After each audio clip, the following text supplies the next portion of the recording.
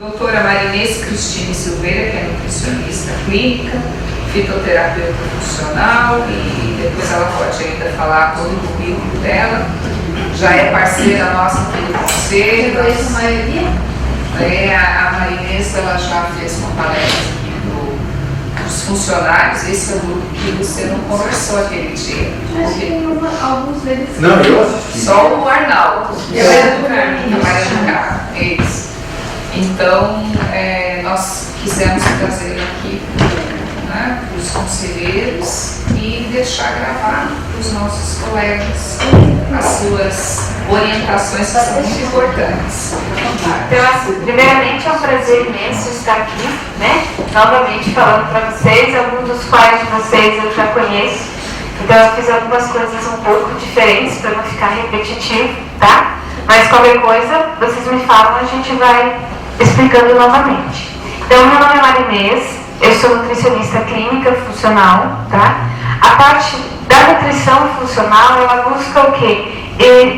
Que a pessoa conheça um pouco melhor aquele alimento a qual você está consumindo. Quais são as propriedades benéficas ou não daquele alimento para a sua saúde, tá? Associado a isso, tem a parte da fitoterapia, que eu sou fitoterapeuta funcional. Então, o quanto que as ervas, os temperos, podem auxiliar na alimentação para essa alimentação poder se tornar mais saudável possível, tá? Além disso, eu sou nutricionista esportiva, né? E ano que vem, se Deus quiser, mais 2 pós-graduações aí eu acabo. E deu, né? Chega. Aí eu atendo em consultório também, atendo em 2 consultórios, atendo aqui na Clinicor e atendo no Centro Médico Ateno, tá? Tenho 20 anos já de profissão aí, né? Em relação às gorduras, o que é importante a gente saber? A gente tem as gorduras que são saturadas e as gorduras que são insaturadas. As gorduras saturadas, elas sempre vão ser sólidas à temperatura ambiente. Quando vocês vão numa churrascaria, ficam conversando, a carne esfria e vocês veem aquela gordura dura que fica em cima da carne. Essa gordura saturada é que vai aumentar o colesterol ruim, que é o LDL colesterol, que vai deixar o colesterol ruim menor e mais denso, que daí vai aderir na parede da artéria e do vaso e formar o processo arteriosclerótico. Quando a gente fala da gordura insaturada, ela vai ser líquida à temperatura ambiente. Se ela é líquida à temperatura ambiente, qual é a temperatura do nosso corpo?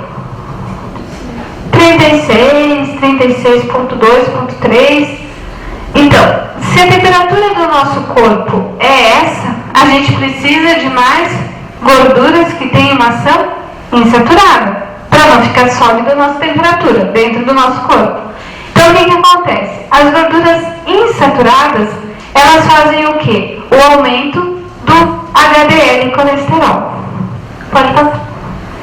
Aí, o que a gente tem de gordura saturada? Normalmente são os alimentos que são de origem animal. As carnes de uma maneira geral, os queijos, a manteiga, o leite, tá? Frutos do mar quando você frita, tá? Bastante cuidado com gordura trans. Então, observem bem nos rótulos dos alimentos, tá? Uma consideração muito importante. Quando a gente come barrinha de cereal, muita gente fala assim, ai, barrinha de cereal é mais saudável, é melhor comer uma barrinha de cereal do que comer um outro alimento, por exemplo. Tem a história da praticidade, porque você carrega no bolso, né? Na hora da fominha você come, tá? Só que acontece o quê? Pela nova legislação, tudo que tiver menos do que 3 gramas de gordura saturada, ele não é colocado no rótulo. Então ele vai dizer livre de gordura trans. Então, pela legislação, o rótulo, o produto tendo menos do que 3 gramas de gordura saturada, ele pode ser dito no rótulo que ele é livre de gordura trans.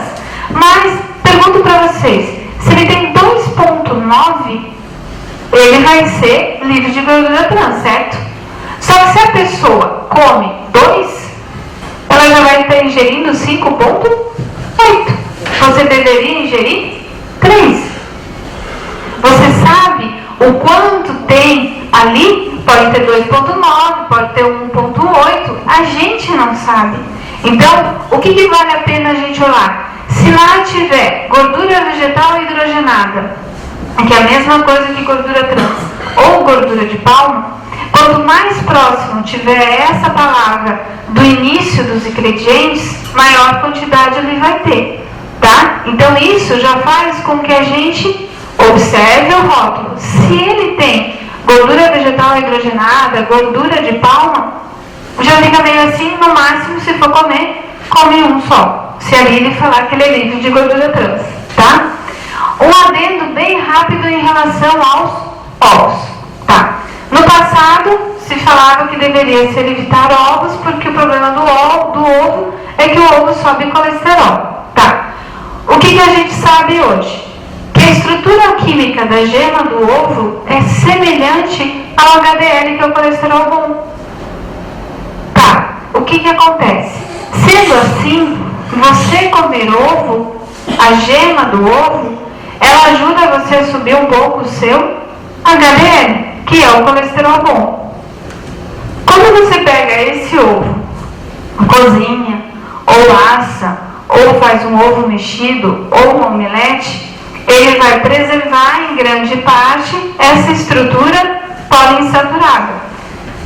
Quando você frita o ovo, ele muda a sua cadeia, a sua estrutura química e vai ter a mesma estrutura do LDL colesterol.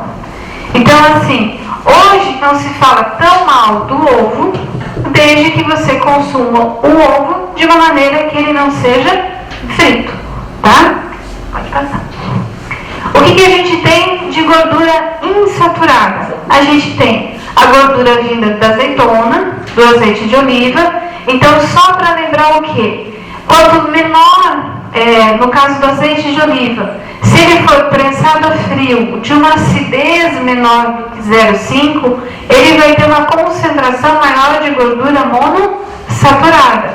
Só lembra o quê? A luz faz oxidação do óleo. Então, quando vocês vão comprar o óleo, procurem comprar esse óleo em embalagem de vidro escuro, para poder preservar a estrutura dele. Os peixes, porque os peixes são ricos em ômega 3, tá? O ômega 3 tem uma ação poliinsaturada, tá? O abacate, ele é riquíssimo em gordura monossaturada. Ele, junto com o peixe e junto com a gema de ovo, são os alimentos que hoje mais ajudam, além da atividade física, a subir o HDL colesterol, tá? E no passado se falava que não se deveria comer abacate, porque abacate era muito gorduroso, tá?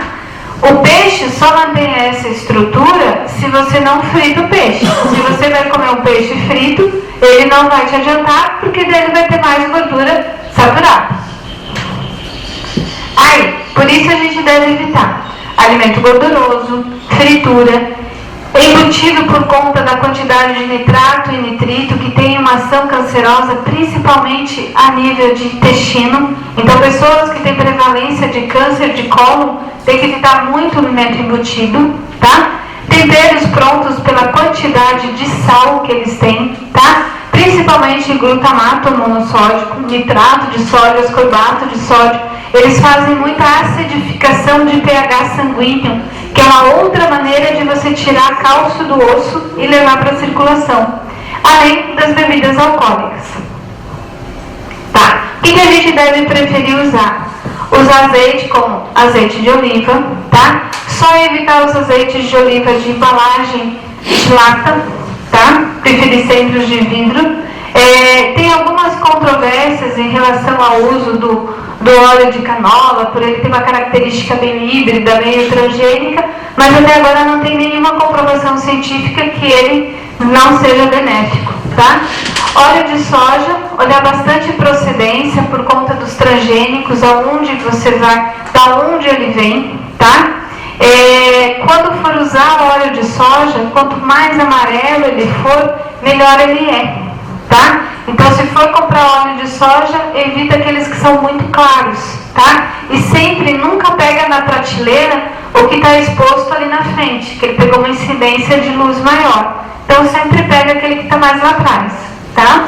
Pode pode ser usados óleos a frios, como óleo de linhaça, óleo de macadâmia. Então esses óleos, eles não devem ser aquecidos, então eles são para colocar em cima da salada.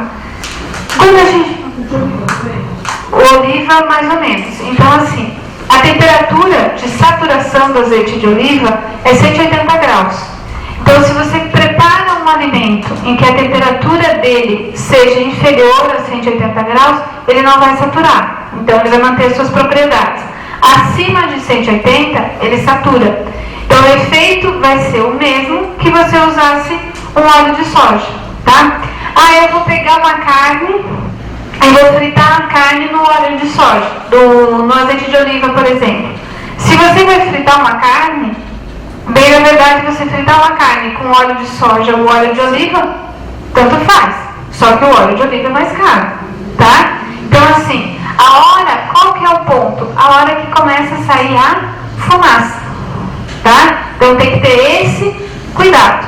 Então assim, vocês vão usar para refogar um legume, que um legume você refoga rapidinho, para preparar um feijão, para preparar um arroz, não tem problema nenhum usar o azeite de oliva, tá? Hoje em dia tem o óleo de oliva, em que a saturação é um pouquinho maior, então não tem tanto problema, mas pensando em azeite, que é o que a grande parte prefere usar hoje, então daí só garantir ponto de saturação de 180 graus, tá?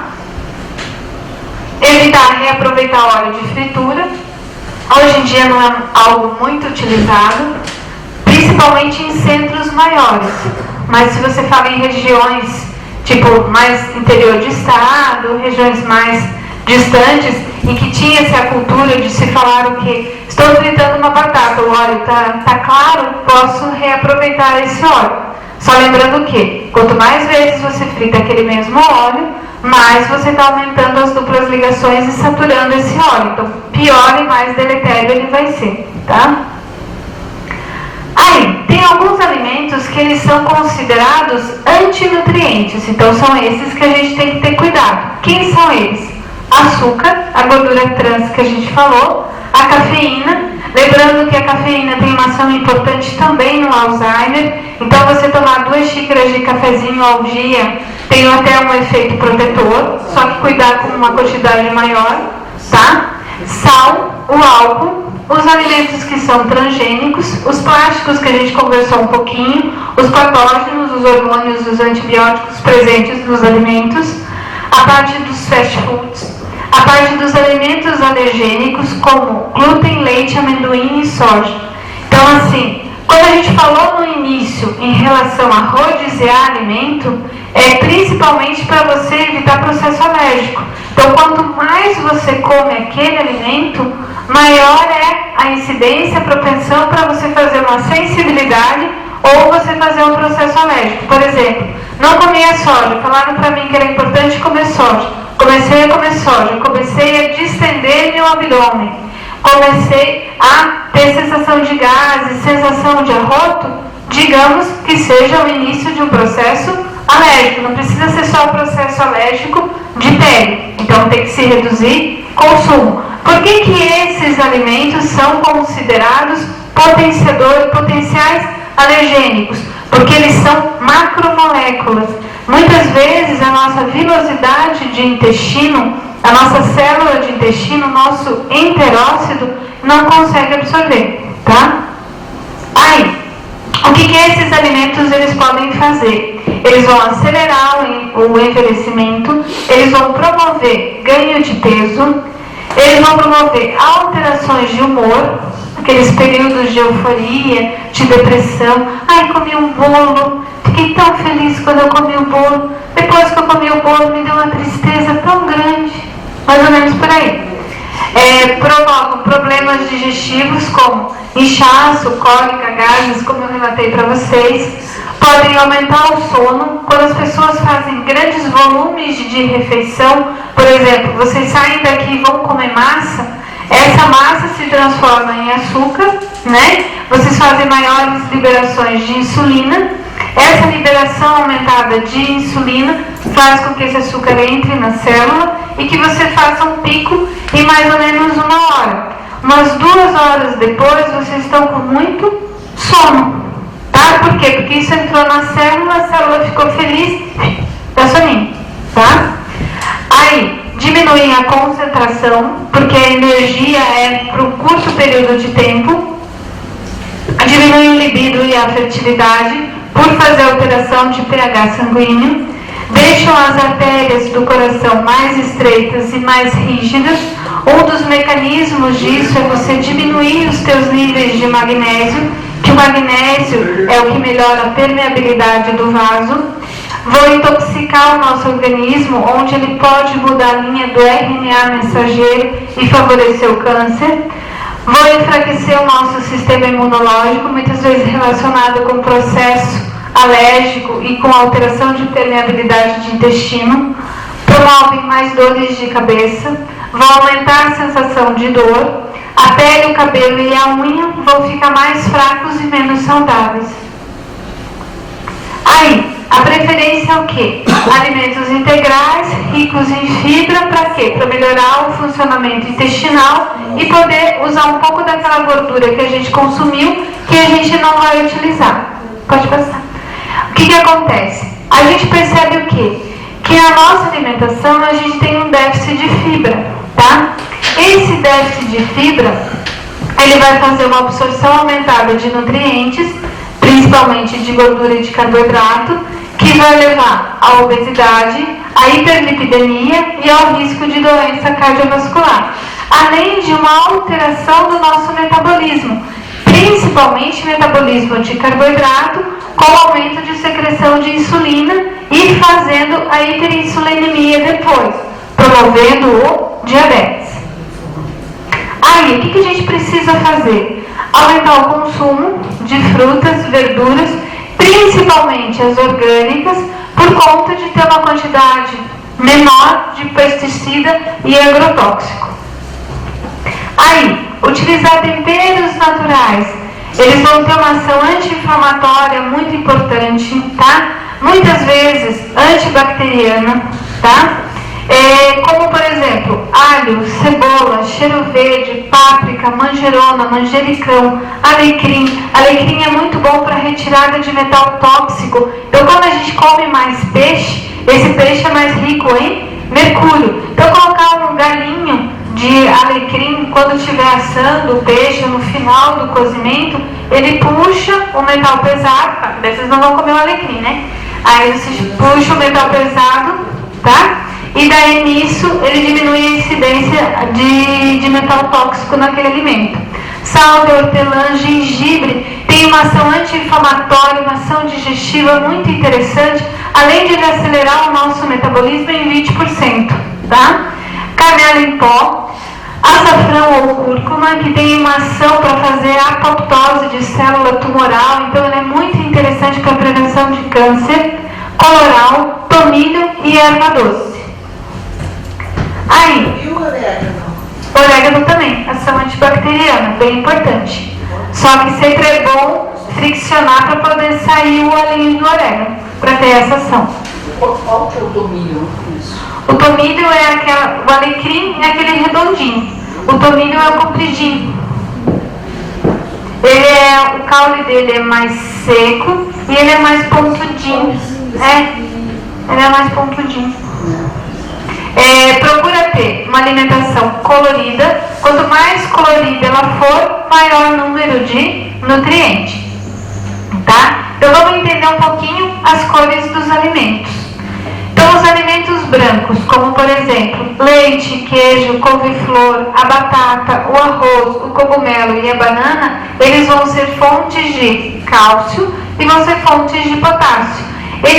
Esses minerais, eles são importantes para quê? Para contribuírem na formação e manutenção dos ossos, ajudam na regulação dos nossos batimentos cardíacos e são fundamentais tanto para o sistema nervoso quanto para o sistema muscular. Aí os alimentos vermelhos. O licopeno, que é a substância que age como antioxidante, ela vai ser responsável pela cor vermelha dos alimentos. Então, aonde que a gente vê licopeno? No morango, no tomate, na melancia, no caqui, na goiaba vermelha, na framboesa e na cereja. Qual a correlação com ele? Ele é apontado como um protetor para o aparecimento do câncer de próstata. vermelhos, eles são ricos em antocianidinas, que estimulam a circulação. No caso do licopeno, a metabolização dele está relacionada com gordura. Então, assim, eu vou comer um tomate, tá? Qual é o melhor jeito de esse tomate ter uma quantidade maior de licopeno? Molho de tomate, em que você cozinhe o tomate e coloque o óleo. Qual é um outro alimento bem interessante? Goiaba, melhor. Molho de tomate. Molho de tomate que você faz com o tomate. Tá? O outro Não, é o molho de tomate natural. E você pega o tomate, cozinha o tomate e coloca um fiozinho de azeite. Quando você fala da goiaba, o doce da goiaba, a goiaba cozida, ela vai ter uma concentração maior de licopeno. Então, o cozimento favorece a absorção do licopeno. Tá? Os alimentos amarelos. Então, os alimentos amarelos como mamão, cenoura, manga, laranja, abóbora, pêssego, damasco, eles são alimentos de cores amarelas, tendendo para o alaranjado, e que vão ser ricos em vitamina B3 e o ácido clorogênico, tá? Então, também como fonte de vitamina A. Então, o que eles vão fazer? Vão manter o sistema nervoso central saudável e além de fazer prevenção de câncer de mama. Eles ainda são ricos no beta-caroteno, tá? Que ajuda como protetor do coração e para retardar o envelhecimento. Alimentos alaranjados, eles melhoram muito o sistema imunológico. Aí os arroxeados. Então eles vão tender para o azulado, chegando até o arroxeado, como a uva, ameixa, o figo, a beterraba, a berinjela, o repolho roxo, além do açaí, tá? Eles vão ter o ácido elágico. O ácido elágico, ele é considerado hoje muito importante para prevenir o envelhecimento, principalmente envelhecimento celular, tá? Por quê? Porque ele ajuda na neutralização dos radicais livres, tá? E também ajuda na prevenção de vários tipos de câncer, principalmente câncer relacionado a pulmão.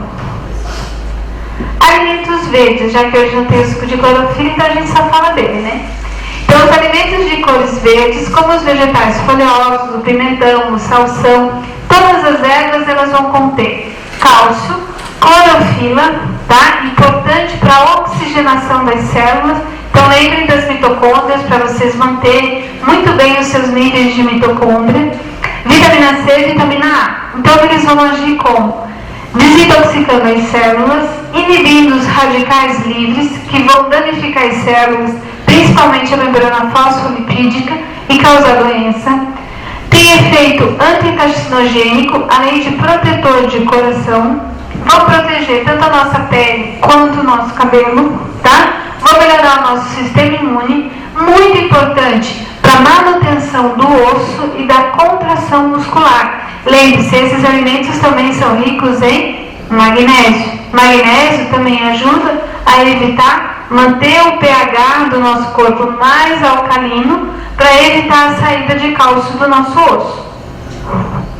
Os alimentos marrons são as fibras e as vitaminas do complexo B e vitamina E. Aonde que a gente acha? Nas oleaginosas de uma maneira geral, nozes, castanhas, amêndoas, avelã, na aveia, tá? Nos cereais integrais como arroz integral, no trigo, no centeio, tá? Eles vão melhorar o funcionamento do intestino pela quantidade de fibra que eles têm. Eles combatem a ansiedade e depressão pela maior quantidade de vitaminas do complexo B, além de prevenir doenças cardiovasculares e o câncer. Aí, o que pode ser comida para um, pode ser para outros um amargo veneno. Então, a gente precisa saber o que a gente está comendo para a gente poder controlar o nosso corpo. Então, o que a gente vai ter? Alguns alimentos que eles não devem faltar na nossa alimentação do nosso dia a dia. Quem são eles? Alho e cebola, principalmente como uma ação antibacteriana, melhora do sistema imunológico, uma ação hipotensora leve. A aveia, importante como fibra para a regulação da glicemia também. azeite de oliva para melhora cardiovascular, o chá verde como excelente protetor, tá? Todas as frutas de uma maneira geral, os óleos como óleos de linhaça, semente de linhaça. Quando vocês forem consumir linhaça, por favor, consumam linhaça orgânica, porque ela tem uma quantidade maior de cianeto, tá? Aqui não é orgânica, então bastante cuidado com linhaça. Semente de chia, que também está bastante em voga, ela ajuda muito na prevenção do câncer de mama, além de ajudar como sacetogênico, tá? Além da quinoa, a quinoa também é muito interessante, como uma grande quantidade de aminoácidos, todas as oleaginosas, tá? Todos os vegetais, as crucíferas e as brássicas, couve, espinafre, brócolis, repolho, pepino, tá? O vinho tinto, interessante por quantidade de resveratrol, tá? Aí pode ser também o suco de uva, tá? Ou a própria uva. Aí, é importante a gente não esquecer do quê? Que a saúde está diretamente relacionada à nossa forma física, tá? E você vai precisar, para isso, ter uma alimentação adequada. Então a gente precisa modificar o nosso estilo de vida, né? Pode falar. Tá? E a gente tem que lembrar o quê? Que a gente pode escolher o quanto tempo nós estamos dispostos a viver, a partir do momento em que a gente adota estilos de vida mais ou menos saudáveis, tá? Foi um prazer imenso estar aqui com vocês, tá? Espero que tenha sido proveitosa essa hora, que vocês tenham aprendido um pouco mais. Tentei deixar um pouquinho diferente do que foi. Uma hora assustadora. Não, hoje foi um pouco diferente. A pálpebra de vocês fazer assim, depois ela fazer assim, depois ela fazer assim, depois ela fazer assim de novo. Tá? Mas foi um prazer imenso estar com vocês, tá? Obrigada. Então, nós vamos deixar essa palestra à disposição dos nossos farmacêuticos. Espero que todos tenham gostado e que nós possamos cuidar mais do nosso estilo de vida. Obrigada, Marinês. Quem precisar entrar em contato, ela deixou no último slide o contato dela.